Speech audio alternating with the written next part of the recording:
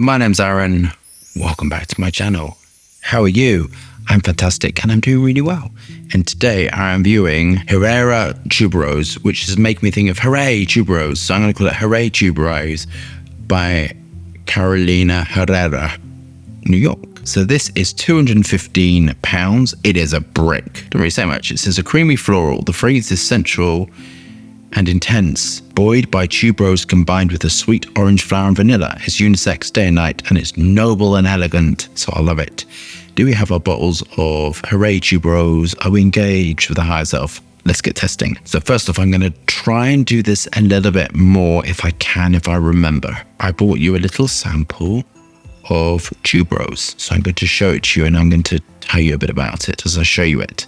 This is really expensive raw material. This is the absolute. It is extracted from the flowers, put into fat, used to be animal fat, and then it is distilled off. So you have Indian and you have French, of course. This is the French. I don't like the Indian tuberose. It's a lot more stronger. First thing to notice is the viscosity, which is the thickness and flow. It's very, I can't remember, maybe it's pseudoplastic. I can't remember what the viscosity is, but it moves in a really thick way. This second batch I got 100 grams the first time, and that was so thick it didn't even come out. And then the second one has a slightly different viscosity, but they both smell the same. It has a sweet, floral, spicy, slightly vanilla-y, slightly tonkery. That's sort of what I'm going to talk about. But it has a sweet, floral, spicy nature to it.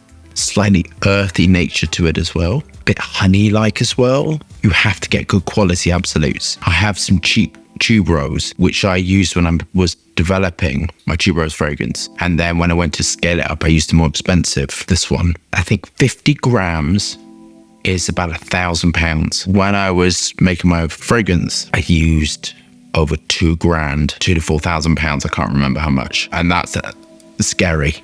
So I've had to learn to have full confidence in myself that when you're working with that sort of raw material and at that quality and that quantity, you kind of just got to pray to Guadalupe and then pour it in. I think it's very nice. It fits beautifully with sort of green, sweet, spicy, white floral, if that makes sense. Pero it is very easy to recreate a tuberose accord, and that's not what I'm saying about this. But the price is why people don't use tuberose. So I'm going to look at the atomizer first.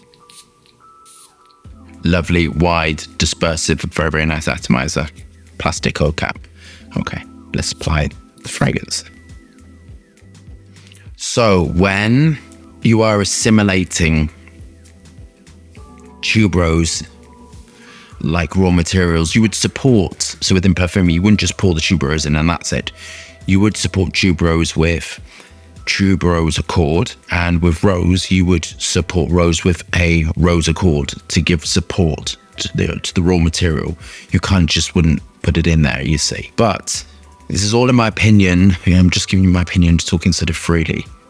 When you smell really great tuberose and a really great rose, you anything after that smells like, it just doesn't give you that, oh my God, that's so exciting. I find raw materials and absolutes and all these really, really exciting. I love smelling them. That to me, when I was smelling it, it's just very delightful smelling. It's a very, very beautiful experience for me, smelling raw materials. What I used to do as a kid as well, buy little essential oils for my first pocket money. I love smelling sort of things. So I'm going to get to my point in a minute. So this fragrance is an assimilation of hedione, benzyl salicylate, cis-3 hexanol salicylate, vanillin, coumarin, and other raw materials to help to assimilate in your tuberose accord. And so this would have had somebody very, very skilled, slightly orange blossom-like, clean, radiant. This smells very nice, very clean, very fresh, very floral. Patchouli helping to darken it out, but it's kind of not giving me what I would want for a tuberose fragrance. This smells beautifully created, beautifully crafted, aquatic notes in there to give it sort of lift and sort of like a luscious sort of smell to it. Lively, airy.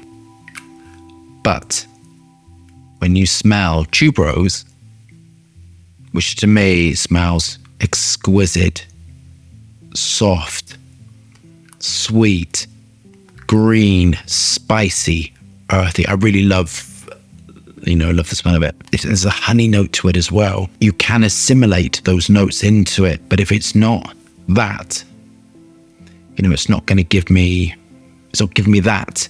If that kind of makes sense to you. You can utilize small amounts of tuberose. That's not what I'm saying, but I was saying this to me smells very, very pleasant. You got the coumarin, vanilla notes, linalool to give sort of lift, all that sort of stuff, slight bergamot in there as well. Beautifully created. But the reason I bought it is because I was very excited to smell something tuberose-like. And for me, it's not really giving me full throttle tuberose, how I think of tuberose. And my problem is that if this is the first time you smell tuberose, it would put you off. If I was a man,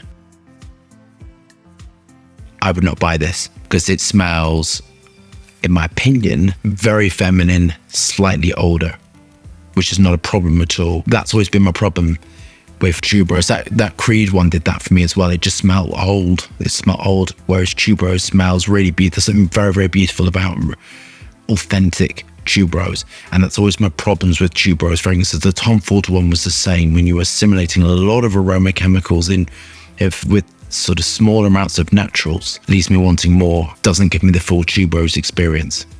Onto my final thoughts. Many apologies for the waffling and babbling, but I kind of really wanted to say that sometimes with these absolutes, they're glorious, they're beautiful, they're kind of, this is why I do this job, so I can smell just exquisite raw materials and I can work with them. It's so exciting, and so it gives me life. That's why I do this job, because I'm incredibly privileged. But when I smell something which is like tuberose adjacent, or, not giving me that tuberose absolute thing, it feels very disappointing for me. But the packaging is great, the atomizer is great, the fragrance is great. So it's not a criticism on the fragrance. I kind of want you to understand that. If I'd never smelled tuberose, like the quality of tuberose I had, I wouldn't have that separation in my mind, if that kind of makes sense. And tuberose is one, rose is another one. Jasmine, you can do really good recreations of it. But tuberose and rose, I think, aren't, because I've just been working with it for so long, and I kind of, rose especially, I get very, very upset if it doesn't smell like how I think of rose. I don't know, the first time I smell these absolutes, I kind of have this thing like it's falling in love. It's a very, very beautiful experience, and I'm not getting that with that, if that kind of makes sense. I'm not making myself very clear, but I kind of hope you get the message across. The price is great, everything's great. I'm marked an 8 out of 10, but it's not giving me what I think of as tuberose. It's not giving me sweet, creamy, spicy. Oh, it just is such a beautiful thing, tuberose, and it's not giving me that. It's giving me tuberose. And of course, everything I say is in my opinion. It's not factual, and that's what it is. That's what I think. And I really always want fragrances to do that. That's what I want to say. I want to feel like I'm living in a tuberose garden. Tuberose to me is like a sort of an exotic smell. It's a very beautiful thing, and in my opinion, I'm not getting that from this. So love that review. Thumbs up and subscribe for fascinating, interesting content, lots of moving hands, and lots of fragrance views. Hope staying safe and well. See you soon.